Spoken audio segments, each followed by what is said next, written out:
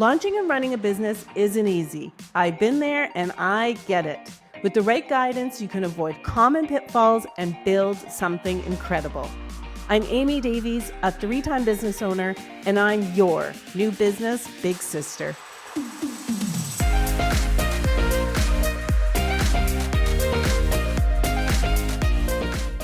Okay, Joel, are you ready?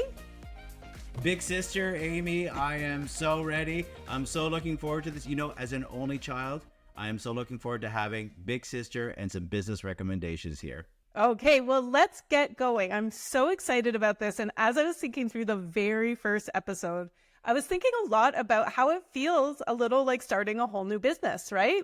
Because when we start a new business, we are filled with anticipation. We probably are quite naive about how much work it's going to be to get into, right? Like you're at least a 2-time entrepreneur that I know of. So, what do you think? Well, absolutely. But you know what? I'm kind of surprised to hear you say this. And I'm glad that you brought this up because, from the outside, when I first met you, you seemed, well put together, so much experience. And the more I get to know you, it's like the variety of experience that you have. Yeah. So, what, and I guess this is what we're going to be talking about and I'm looking forward to this. You're going to be sharing some of the expertise that's you've accumulated over years of obstacles and challenges, wins, failures, wins again. Yeah, and practical advice, that's the most important thing. And the reason that I thought of this as your new business big sister is because I am a big sister in real life too. And my younger brother would tell you that I give advice in a certain kind of way. It's loving, but it's also the truth. And I'm there for the long haul. And I want to see you succeed, not just make you feel good in the moment. That's important too. But we all have businesses to run. If you're listening to this podcast, you do as well. And I want to make sure that I'm helping you try to skip over some of the steps where I stumbled, right? I've had actually, people know me for First 30, but I've run 3 different businesses, 2 of which were successful. Fortunately, the current one is the most successful of all. But I have had the failure to launch feeling, and that's really difficult. And I've had to, change direction a lot. And I want to help people as much as possible avoid, we're all going to have problems with our businesses.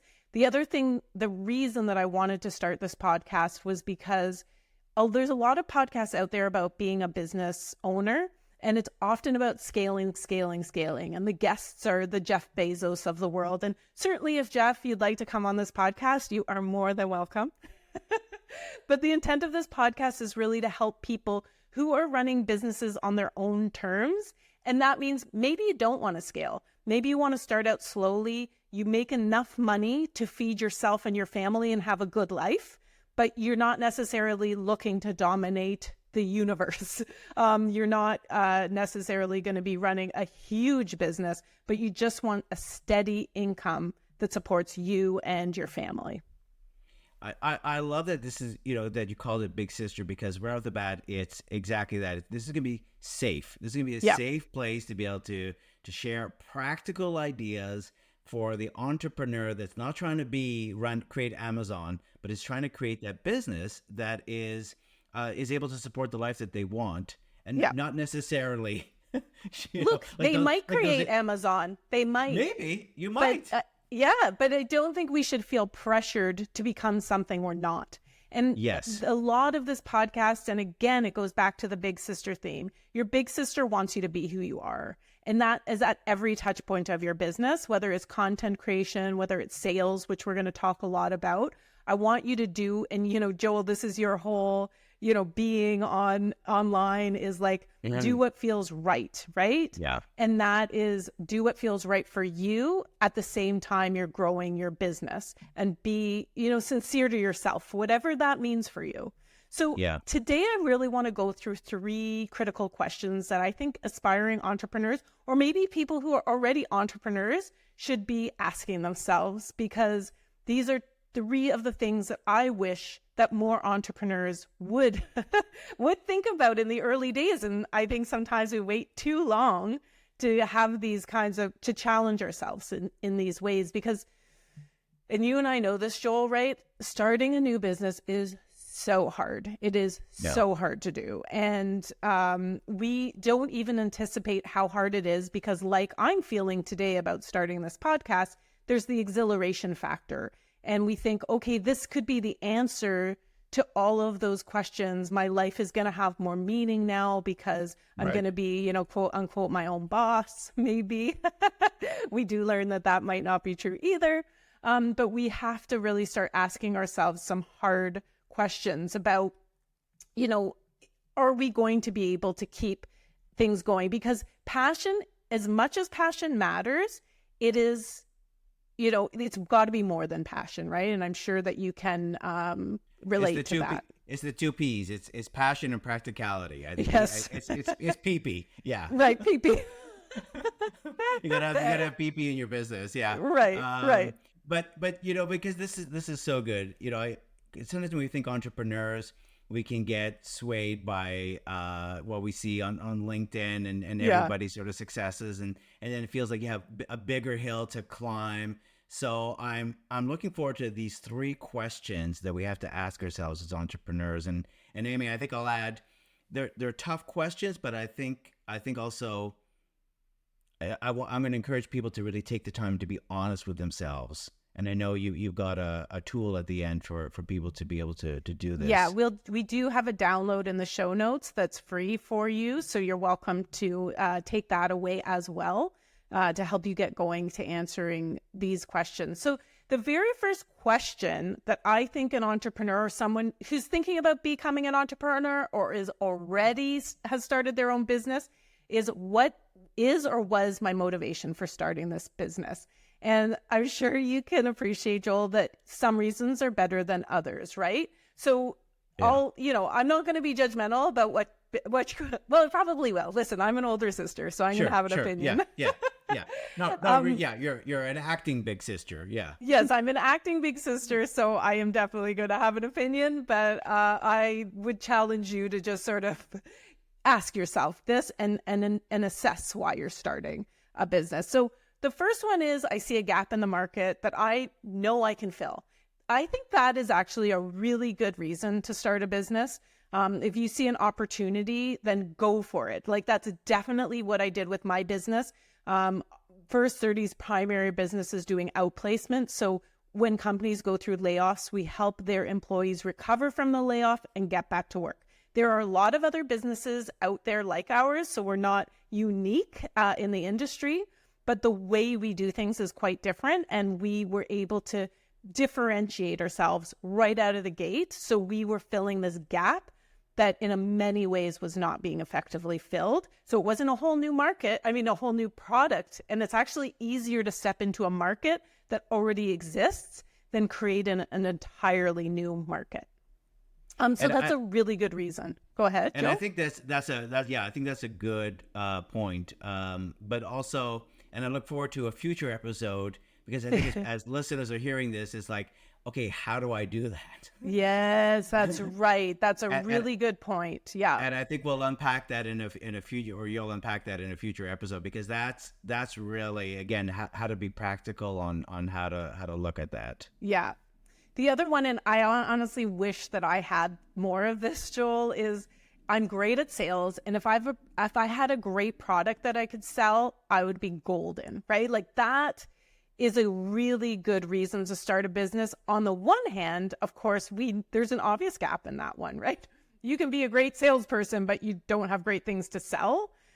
So that is going to be hard to do. So maybe if you can partner with someone who has a great product, you could be, it's one thing I will say is that when entrepreneurs are starting out, if you see a great opportunity and a great product and service, and you know that you're an amazing salesperson and known in that industry, that might be a really good time to get equity shares in that business and start from the ground up with a new company. Yes, you're going to take a pay cut in the early days, but that can be a really great way to start a business if you are someone that's great at sales. But we all have our different skills, right? You might not be the best creator, but you might be the best spokesperson. So you can think about that too. That's a great use of skills, is Yeah. that, because you're also partnering with someone, and then you might even come up with some more even creative ways, and sort of push each other. But I like the idea, if Yes. you're really good at sales, but maybe you don't have the product, find, use that great talent that you have, that energy that you have to support that other entrepreneur. For Yeah. sure. And there are so many other skills you can bring to the table. Like I've talked about sales because I think that is such an important one. And like I said, again, we're going to go through that a million times over in this podcast because it is Yeah. really hard to be effective at sales. And sales is not the way that it used to be. It's not the traditional sales that we kind of grew up with, the ABCs of sales. Yeah. But we're going to talk more about different approaches you can take so it doesn't even feel salesy. But the other Yeah. one is I want work-life balance. That's a neutral for me. That's good. It's not like that's the worst reason to start a business, is that you have to have everything else to contribute. Everything else has to be moving in the right direction for that to work. It can't be a standalone. You can't just decide you want work-life balance. Now, I'm going to say something that's probably going to be really unpopular, but I feel it's important to say, is I see a lot of people go into coaching for this reason. And when I say coaching, I mean things like, you're a great coach, Joel. And in fact, I get the opportunity to recommend you all the time. And you're also a great trainer, but you are specialized. So you coach on communication skills and I'm sure many other things, but you have specialized that coaching and you are excellent at it and you have the resume to support it. So you have a strong acting background, which really helps you and it helps your clients. That is a great reason to go into that field of coaching. So I don't want to say that coaching is not a good idea. You really have to think about how you're going to differentiate yourself from other coaches. And Joel, as someone who coaching is part of their business, do you see what I'm saying? Do you see that kind of being everywhere on LinkedIn and you're not what kind of coach? Everybody's a coach, and Right. and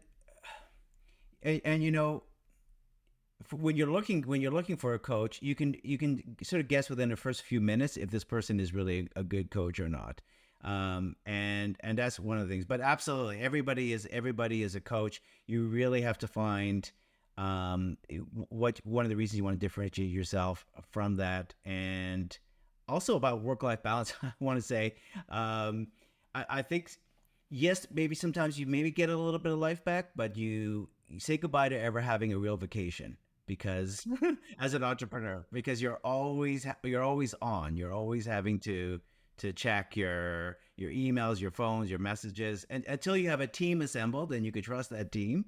But when you're first starting out, say goodbye to vacations. Totally. And when you think of work-life balance, maybe some people think of that in terms of flexibility. And yes, I would definitely agree. Then you can have some flexibility. Like you can probably take that vacation anytime you want, just about, depending on the type of business you run, because you can manage your schedule for that. But you're still going to have to be checking your email and getting back to people if you want that business to thrive and still be there when you get back from vacation, right? So this one, I know I do have a strong opinion on. I hate my job and I just want to get out of here. And for a lot of people, starting a business is like, and I get it. I can't stand to go into my office another day. Sunday nights are awful. So I understand that. But please know that running away from something is never a good reason to I shouldn't say never.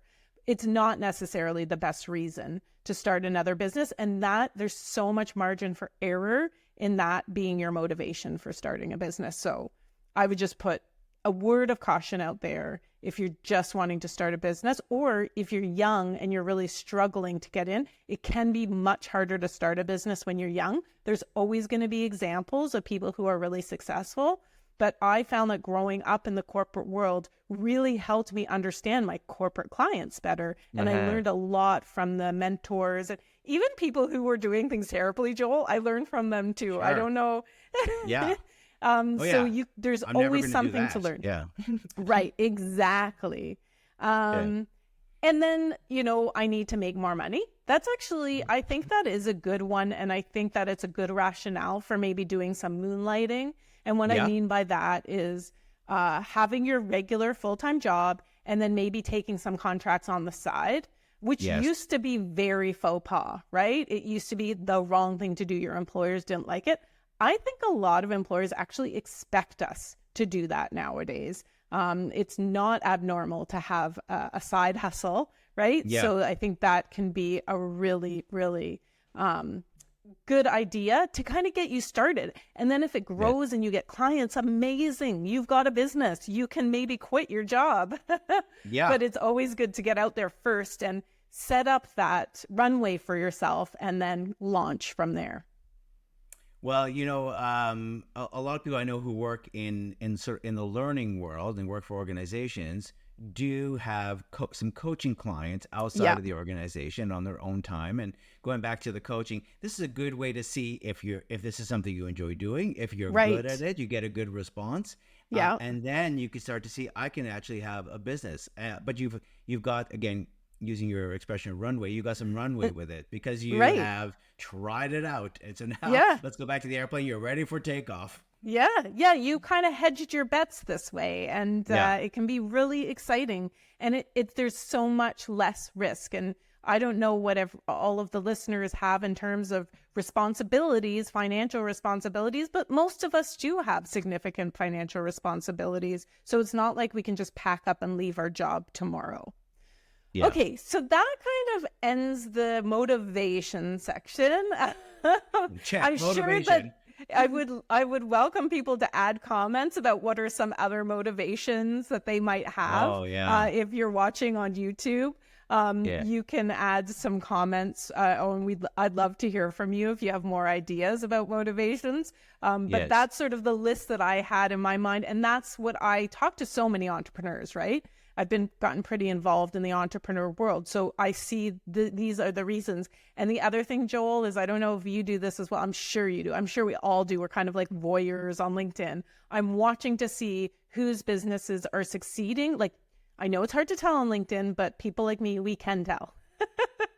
And I'm interested to see what businesses are still here in 5 years, because I've been out here for 5 years, and which businesses have unfortunately not been able to survive. And then I can kind of make an assessment based on what I've seen, or if I know the person, I can understand better what drives the success for those that are successful and what is driving, the mishaps. I don't want to call them failures, because maybe like me, they'll launch another business and it will be amazing because they'll learn from their mistakes. But I never like to see when somebody doesn't succeed in the way that they wanted to, how they define success, but it happens. And really starting off on the right foot is what can help you the most.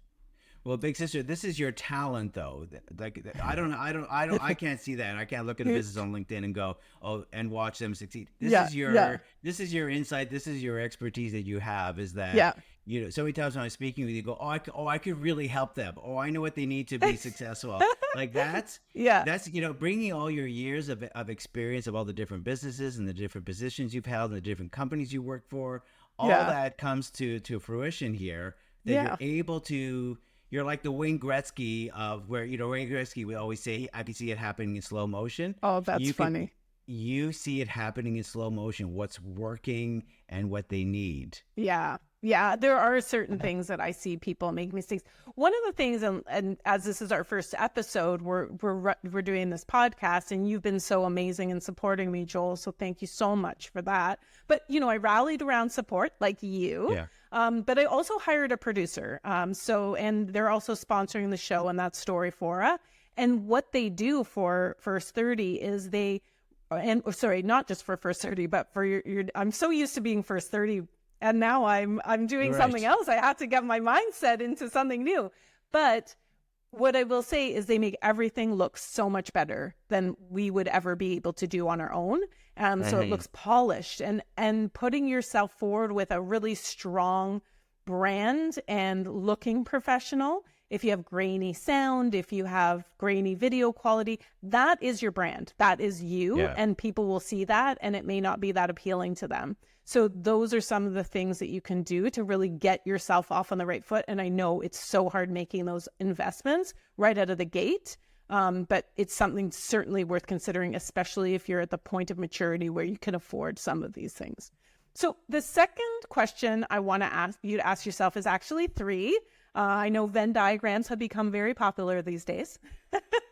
So I want to talk about the entrepreneur's Venn.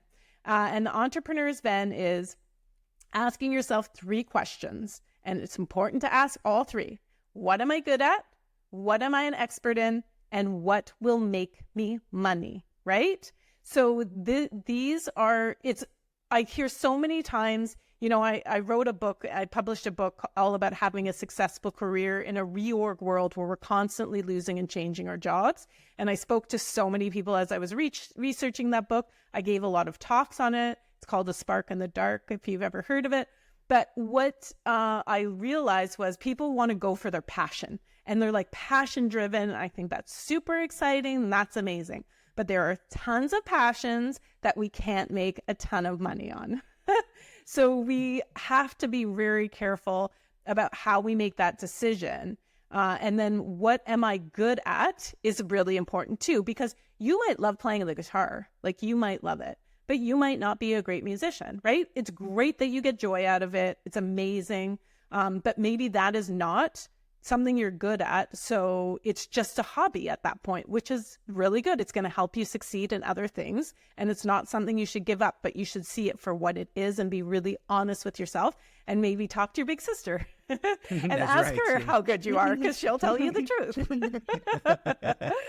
I don't know if you had anything to add to that, Joel, because I know you're an artist as well. So yeah. Well, it took about 25 years to realize, oh, maybe I'm not such a great actor.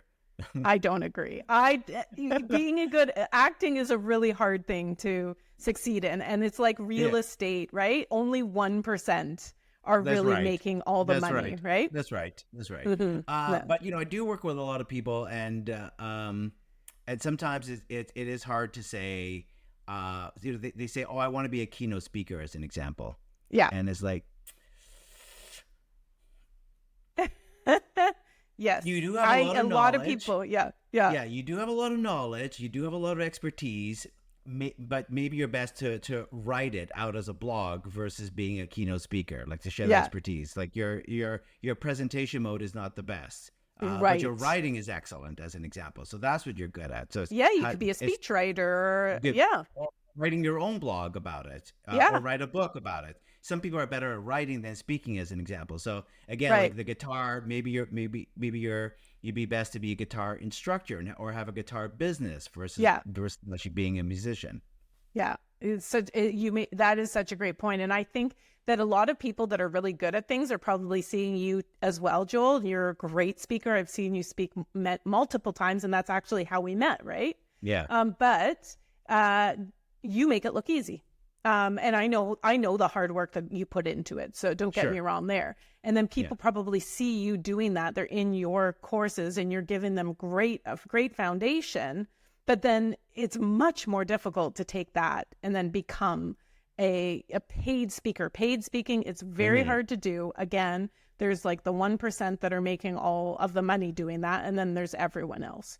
So the last part, the last question that we're going to focus on more was the what will make me money. So it's anything in that circle. And I've got your entrepreneur's Venn in the download today that will be in the show notes. So you can have that in your hands after the show. But I really want to talk about how will I sell my product or service? And this is going to be the first of many questions.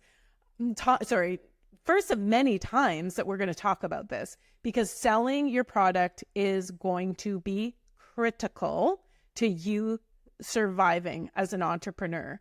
And I'm going to say this is, okay, you either need to find that magical salesperson that's going to help you, that wants to start your business with you.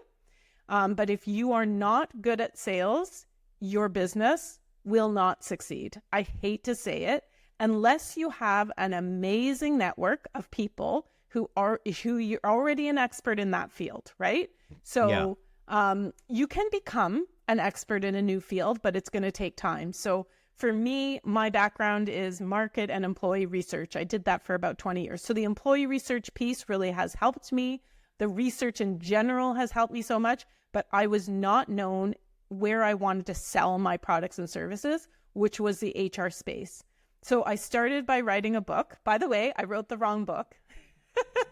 I mean, I love the book. It's a great book for people who want to thrive in their careers. It helped us build the outplacement program that we created to help people get back to work quickly after a job loss. So that has all worked really, really well. And by publishing the book and by putting it out there and making myself known in the space, and then hosting webinars for HR people, inviting in HR experts, I benefited from that halo effect, and I became known as an expert in that space. So if you are not an expert in a space, you can become an expert in a new field. So that is possible, and you will be believed a lot more selling in that space if you are a known expert in that space. So that's a very long path. And I think that the other thing that I'd want to impart is that it is a long path. There is very few of us get that shortcuts. It goes back to the 1%, right? The 1% who have that lucky break the minute they launch their business. And I think for some, it's also that they were maybe building their network while they were at the job that they hated. Thank you for bringing that up, Joel. That is an amazing point. Yeah. I always say this to people: never stop trying and giving and connecting on LinkedIn, because you never know when you're going to want to become an entrepreneur, and you can't.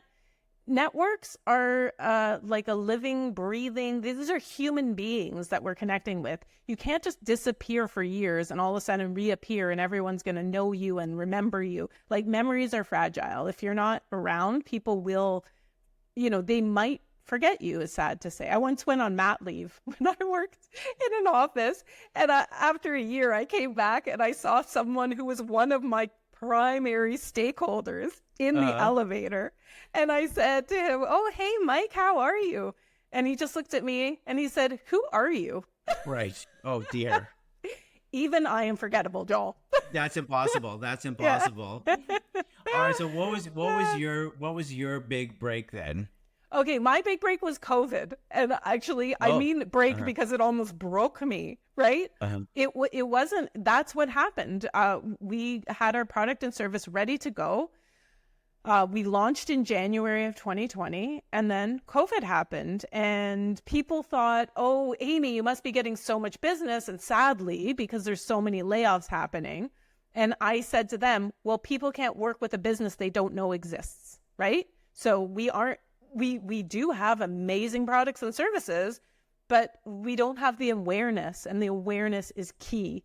So I would say, I'm talking about sales, and we're going to talk again about sales many times. Huge, yeah. But it also is marketing, right? And marketing is something you can work with others to support you with.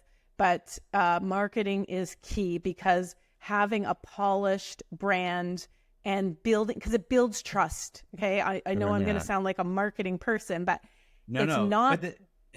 But this is why we're listening to the podcast. Yeah.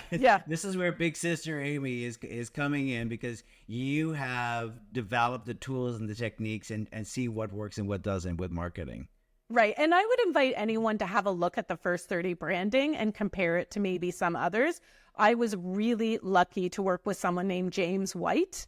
And if anyone ever wants his details, he is an incredible, he's incredible with building brands. There's a ton more things he does. So I'm sorry, James, I'm not giving you the credit that due, but I literally looked at his designs and I approved them the very first version. And I called him up because I had worked in marketing teams forever and nobody ever approves the very first one. But I said to him, "Would you think I'm crazy if I just told you I love this and this is what I'm going with?" I absolutely love it. And we'll talk more about branding another day. Maybe I'll see if he can come in and have a chat with everybody as well. That'd be great. Yeah. But so I would say, if you say to yourself, I hate sales. I don't want to do sales. I just can't bear to do this. You are going to have a really hard time with your business. Seriously, you need to think about what you can do to fill. I'm not saying it's impossible, by the way. I'm just saying you need to think about what can I do to fill in that gap. And again, we're going to have so many more episodes that are going to really go through what sales means today and how to create content that is going to bring people to you. So maybe you won't have to be as sales focused as you might have had to be in the past. Yeah, especially if you have been in a position where maybe you did sales somewhere else, but now you're selling your own product. It becomes very different when you're selling your own product or your own idea. So that I'm looking forward to hearing about how we make that switch, because now we're having to talk about our own ideas as opposed to maybe selling a car. Someone else's idea, someone else's product. You could talk about it, but now you're talking about your set of services and skills. And it almost feels like you're selling yourself. Like, I am so much a part of the First 30 brand that it feels like me, and it's hard. It makes it really hard and really personal, but you really have to build a thick skin. But the two things I would start with is, if you're thinking about your business, I want you to think about how you can produce content that is going to attract your desired audience, not the audience you're most comfortable speaking to, but your desire, the people that you need to sell it to. And that doesn't have to be exactly what you do as a business either. So First 30s, our primary product is outplacement and career transition support. But we just had a webinar that we ran on succession planning with 2 experts, because guess what? The whole audience that is going to purchase outplacement is also going to be really interested in succession planning. So you don't have to always be producing content about your product or service. The other thing, and I'll go back to it again, is LinkedIn and networking. Sorry, I know I'm using LinkedIn. If you're B2B, you definitely need LinkedIn. If you're not, if you're B2C, maybe there's so many other ways, and we'll also talk about those. But you can do as little as build up your LinkedIn profile, create great content and post it on there. And then you can go as far as going to conferences and, the traditional, the way you and I met, Joel. That's right. Yeah. Well, Amy, you're a great example of the idea of networking, which is basically saying yes. And saying yes to people. I mean, knowing, if someone's just trying to sell you something, but yes, but saying yes when it comes to networking, and because you just never know where these relationships can lead to. The same idea around, your idea of a webinar. That's like, this is brilliant, which is kind of thinking about who's your audience's audience in a sense. That's exactly right. And, you and I, and actually I think you and I should have a session about this, because yes, saying yes is so important. But the other thing you need to learn how to do very quickly as an entrepreneur is learn how to say the most dangerous word in the English language, which is no. No. And I bet you have a ton of advice for that, Joel. So you and I are going to have to make that one of our episodes, because I talk to a lot of entrepreneurs who don't know how to you don't have to say the word no, but they don't know how to set boundaries. Sure, and especially if you're a people pleaser. That's I've been there. Yeah. We've all been there. Yes. We're all, there's a part of us for sure. Yeah. So those are the 3 questions that I really think that our listeners should be asking themselves, either before they get started with their business, or if they've started their business, even if they're well into their business and it's not working, something is broken, start asking yourself those questions. Again, it doesn't mean you have to give up. It might just mean you need to change course a bit and tweak what you're doing, or bring other people in that you trust, and then figure it out from there. Amy, do you want to just repeat what those 3 questions are, like sort of as a summary, and then we'll do our next little bit? Yes, sure. And so the very first question you want to ask yourself is, what is my motivation for starting this business? The second question is answering those 3 questions that go into your Venn diagram. What is my passion? What am I good at? And how can I make money? And then the third question you want to ask yourself is, how can I sell this product or these services? That's great, and I think this toolkit that you're providing too in the podcast where people can download, I think it's just going to help bring it, because you want to take time to answer these questions, and it's not like, like while you're listening to this in 5 minutes you come up with the answers. Right? No, you can't. It takes a long time, and some people never figure it out. Right? It doesn't mean it also doesn't mean their business is not successful, but maybe it's not as successful as it could be. It's questions you have to continuously ask yourselves, because we get off track. Kind of totally. We get, because we didn't say no. And so sometimes we get off track. Yeah. All right, Amy, I think we're going to add, we've got a little bonus section here, right? Okay, my big sister. So this is my big sister bonus. So you're going to share with us the big sister bonus tip here. Okay, the big sister bonus tip when it comes to asking yourself all of these questions is, how long will I survive financially without an income? That's a bonus question. It's the most unfun question you have to ask yourself, and I'm sorry, but you really do have to ask yourself that question. Yeah. I did fortunately ask myself that question, especially since we know that my launch of the business was, my big break was almost broke me. But, you really need to ask yourself, how long will I be able to afford to survive? And you need to be realistic about that. So that's why I think the side hustle can be really great for people. Listen, if you're one of those fortunate and smart people who have like a second property that you can sell to invest in your business and give yourself a runway. But my rule of thumb, Joel, and it might surprise people, I think you need if you can cut your costs and still do this. It's surprising what you can do.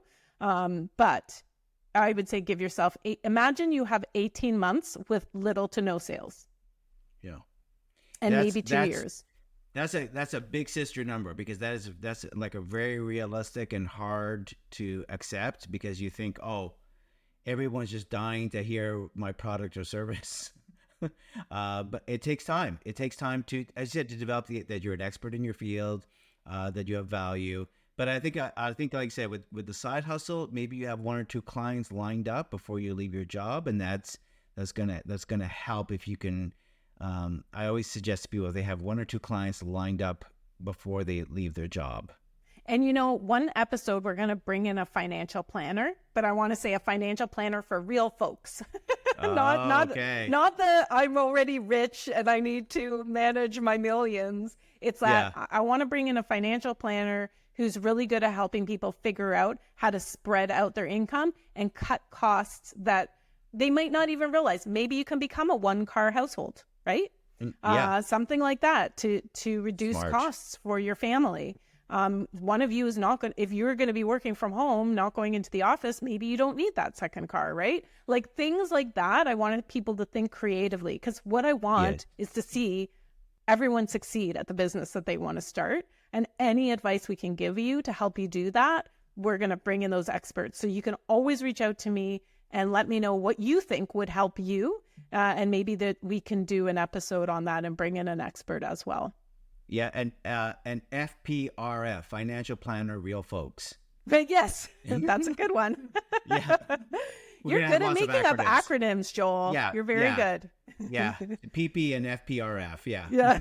Passion and practicality and Financial Planner, Real Folks. Well, I did notice that I did not have the best acronym for Big Sister. After I came up with the name. NBBS. Yes. We're helping you avoid the BS. That's it. The whole point is the opposite. There's no BS. It's actually really practical and safe. Well, Joel, thank you so much for being an amazing member of my network. I hope that everyone looks you up, connects with you on LinkedIn. Is that the best place to find you? Absolutely. Yeah. Joel Silverstone on LinkedIn or check out the website, thisfeelsright.ca. Awesome. And again, thank you. Joel's agreed to help me kick off the first episodes so that you're not just listening to me, just talking into a screen. It's a lot more fun when you have someone as amazing as Joel here to work with Amy, you. So I appreciate it. Big sister, thank you so much. This You know what? I'm glad to be on this because again, these are questions that are still like ongoing. So this is really great advice, and in working with you, I mean, again, you see things happening in slow motion. Yes. So that expertise, it really comes shining through. So yes, and looking that's forward my to more hope. episodes. Yeah. Well, if you enjoy listening, please subscribe to our YouTube channel and make sure you can get this anywhere. And you can also connect with me on LinkedIn. Let me know that you've tuned in. And I'd love to connect with you. So thank you and have a great day.